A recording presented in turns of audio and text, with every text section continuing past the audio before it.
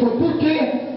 Aí com certeza ele lia a Bíblia, ele entendeu que Josué tinha feito um pacto com os Gebeonitas, e Saul foi lá e matou os Gebeonitas.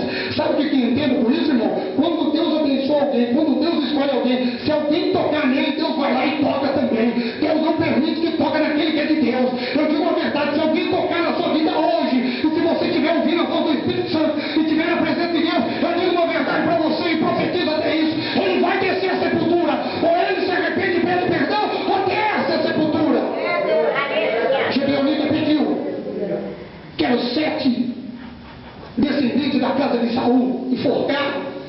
Davi falou: problema, você viu? O erro lá atrás trouxe uma consequência de fome, trouxe uma consequência de morte. Às vezes nós erramos e praticamos coisas que não deveria fazer, porque às vezes fazemos concordância, porque não consultamos a Deus. Andamos com pessoas erradas, pessoa negativa, pessoa que não tem nada de Deus, futriqueira. Tem umas irmãs que é futriqueira, gosta de picuinha. Irmão, não gosta de picuinha. E tem os irmãos também, um preto que gosta de... Irmão, sangue e fogo no altar na vida desses crentes, irmão. Aquele que ouve a voz do Espírito Santo, ele tranca a tua boca. Aquele que ouve a voz do Espírito Santo, ele vigia antes de falar. Aquele que ouve a voz do Espírito Santo, ele espera o tempo determinado, como diz Eclesiastes capítulo 13. Davi deu novamente uma outra consequência da Bíblia. 1 Samuel capítulo 13. Saul, Deus falou assim através de Samuel: fica aqui, espere eu por 7 dias, e depois eu voltarei, e nós iremos subir e vamos sacrificar ao Deus Todo-Poderoso. Saul se precipitou, ele começou a ver o povo se esparramar, um povo ia para cá, outro para lá, sabe? Porque tem pastor que é político, né, pastor? Eu vi você falar de multidão, tem pastor que se preocupa com isso. Eu acredito mesmo que os que estão aqui foram escolhidos por Deus. Isso aconteceu com Gideão, de 32 mil homens. Foram embora 22, ficaram 10. De 10, ficaram só 300, aqueles que não deram água como longo estão. Eu acredito que esse povo que está aqui, que é uma grande multidão, porque o resto que está vazio aqui, Jeová já completou com os anjos de Deus. Eu digo a verdade, esses que estão aqui, é que não deram água como longo estão. Pode aplaudir porque Jesus é digno, e ele é maravilhoso aplaudir aqui. Aí o que aconteceu? 1 Samuel 13. Chegou Saul, o que tu fizeste? Eu sacrifiquei. O povo estava dispersando, o soldado estava indo embora. Babaca, bobinho. Não conhecia lá atrás a história de Moisés, não conheceu a história de Abraão. Deus é o único rei que tem um exército de um homem só ou de uma mulher só. Eu quero dizer algo para você, irmão. Abre o teu olho, irmão, irmã. Você não precisa de uma multidão, porque se você estiver com Deus, você é a maioria absoluta. Aleluia. Pode dar um aleluia aí? Dá um glória a Deus aí? Pra ti, João Costa, viu? Se precipitou, homem político, né? Tem que ter a multidão, meu irmão. Para com isso. Samuel perdeu. Na hora que ele foi, Samuel falou: hoje o Senhor poderia ter confirmado o teu reino em Israel e te firmado como rei perpétuo, e nunca teria rei igual a você. Mas o Senhor agora, ele escolheu já um rei segundo o coração dele, e esse será perfeito. Esse vai andar segundo a vontade dele. Esse não vai ser político, esse não vai olhar para o homem. Quem era ele? 1 Samuel capítulo 15, versículo 16, capítulo 16 era Davi, segundo o coração de Deus.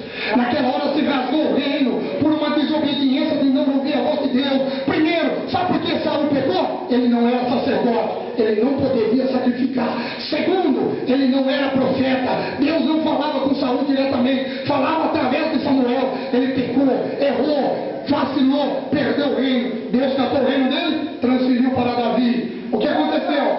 Desobediência. Não ouvir a voz de Deus traz problema na nossa vida.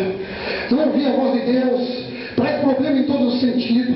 Antes de você comprar qualquer coisa, antes de você casar, noivar, namorar, pergunte para Deus: Espírito Santo, é da sua vontade? É de Deus? Porque talvez aquele rapaz que você quer casar é da igreja, mas não é de Deus. Ele é um frequentador da igreja. Talvez aquela mulher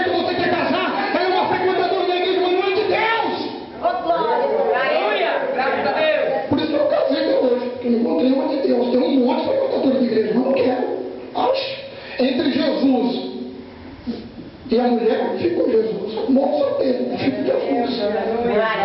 Para acompanhar o homem de Deus tem que ser varão de Deus, tem que sair da costela, tem que ter o mesmo espírito do homem. Olhar para a mulher e falar, vamos lá, vamos. Mas se eu tiver. Não, quando o homem está caído, ela cata e fala, levanta aí, rapaz. Eu estou contigo e não abro. Nós vamos vencer essa batalha junto. Mulher de Deus faz isso. E quando a mulher está caída, o camarada cata ela e fala, levanta aí, mulher. Eu estou contigo, nós somos carne da mesma carne. O Espírito que está em você está em mim. Você pode ver todo pastor bem casado, ele tem alegria e paz na vida dele. Não é verdade, pastor? Todo pastor bem casado, ele não adultera. Ele não precisa nem correr atrás de outra mulher. Porque ele olha, mesmo ele olhando para a mulher dele que está meio gordinha, com umas ruguinhas, parece que Jesus põe um brilho no Espírito e ele fala, nossa, tu tá linda, mulher. Tu tá uma gata. Nossa, eu tô animado hoje. Criançada, vai pra casa do vô, vai. Vai lá brincar na varanda. Que eu e a sua mãe nós vamos orar e depois nós vamos conversar. Porque o Espírito Santo põe um brilho. E aonde tem um brilho, pastor, o Espírito Santo enobrece, engrandece. É uma maravilha. Pode dar uma aleluia para Jesus.